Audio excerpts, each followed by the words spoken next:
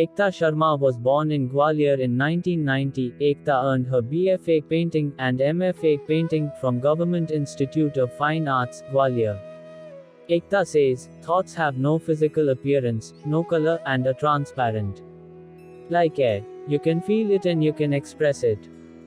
Thoughts can arise at any moment, day, night, sunlight, rain, as we do not have control over it. You can see those moments in my paintings.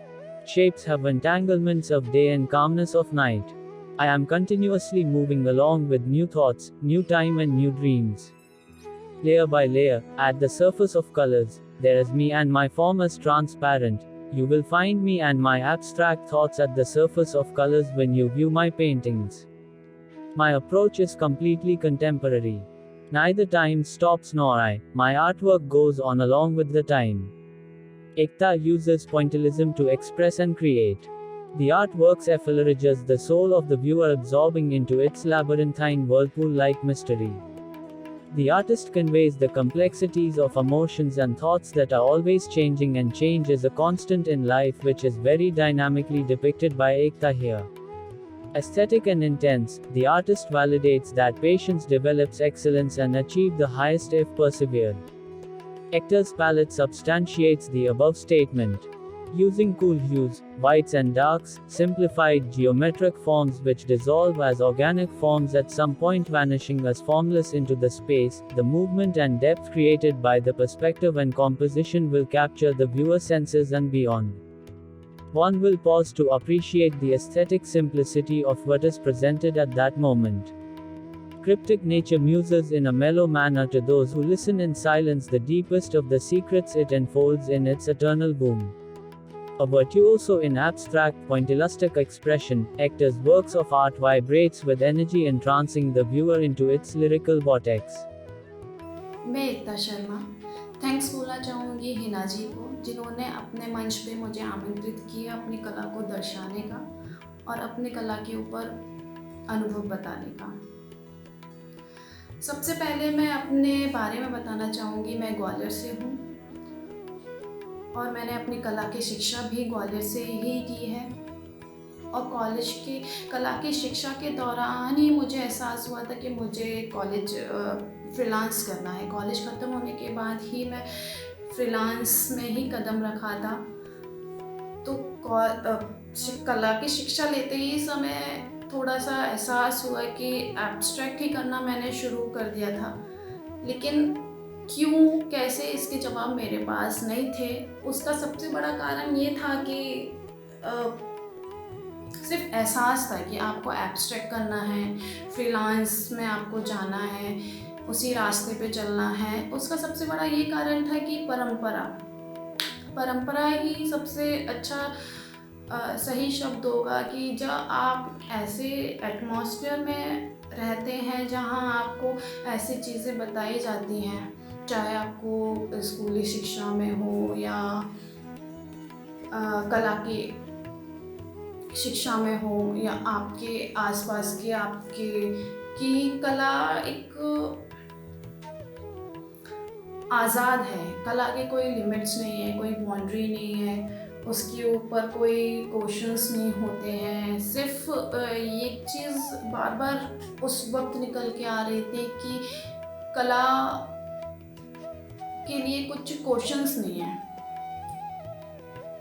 जो कलाकार होता है वो कुछ भी कर सकता है, वो इतना आज़ाद होता है, वो कुछ भी कर सकता है। तो ये जो प्रभाव है स्कूली विद्यार्थियों पे बहुत या आपके कॉलेज के स्टूडेंट्स पे बहुत पड़ता है, क्योंकि ये बहुत बड़े एग्जाम्पल्स होते हैं जो कि ये आपकी परंपरा से निकल के आए हैं, जो हम किताबों में पढ़ते हैं या आपके इस्टेब्लिश्ड या सेटल ब्रांडेड आर्टिस्ट होते हैं, इनसे हम सुनते हैं। तो ये बहुत बड़ा एग्जाम्पल होता है कि कला आज़ाद है, उसमें किसी भी तरीके का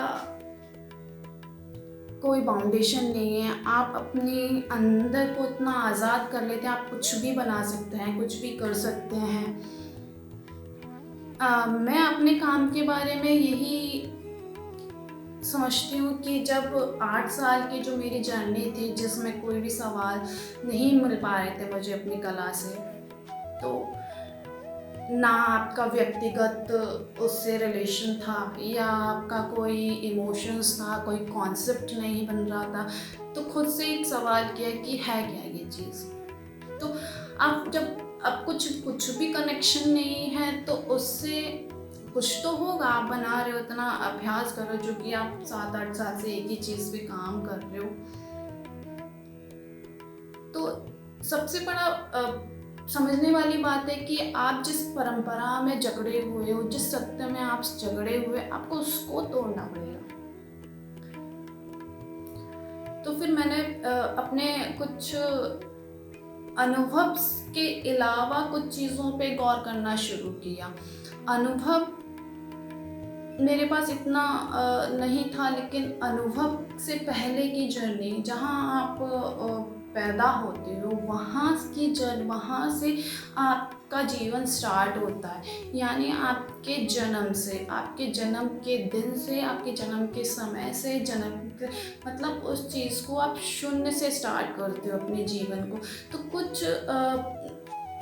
कुछ चीज़ें ऐसी संकेत करती हैं, मेरे अनुमान के अकॉर्डिंग वही मेरा काम है।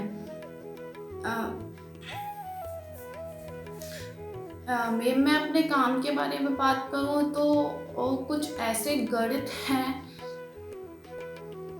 गणित के अनुमान हैं, उससे ही मुझे इस तरह के अनुभव मिले हैं, जिससे मैं श्योर हो सकती हूँ कि कुछ चीज़ें ऐसी हैं जिसको आप यूनिवर्स से कनेक्ट कर सकते हैं। यूनिवर्स की कुछ एनर्जीज ऐसी हैं कि जिससे आपको कुछ ऐसा महसूस होता है, आपको उस अनुभव से इस तरह की चीज़ें महसूस होती हैं जो आपको आपके व्यक्तिगत व्यवहार या व्यक्तिगत रहन सहन से नहीं है, वो कुछ अलग ही तरीके के कुछ मैसेज क्रिएट करती है। तो वो बहुत ज़रूरी है कि आप पहले अपने आप को जानें, फिर उस चीज़ पे प्रमाणित होकर अपने ऊपर बात करें, ताकि आपके जो भी वर्ड्स हैं उस चीज़ को किसी और की हानि ना हो, क्योंकि आपसे बहुत ज़्यादा लोग इन्फ्लुएंस हो रहे हैं। आने वाले बहुत जो बड़े लोग हैं, वैन गॉग से बहुत लोग इन्फ्लुएंस हुए हैं। ऐसे अगर वो अलग ही गलत मैसेज दे के जाते तो आज की हिस्ट्री कुछ और होती, या ऐसे लोग गलत मैसेज दे के जाते तो हिस्ट्री बहुत अलग होती। तो मैं आने वाले आर्टिस्ट को बोल, आप काम करिए, लेकिन अपने काम की सच पोर्ट्रे कराना बहुत ज़रूरी होता है। आप किसी परंपरा को फॉलो ना करिए, आप सब कुछ अप्लाई कीजिए अपने आप आर्ट में, आप जो अनुभव करना चाहते हैं, लेकिन फिर भी आप एक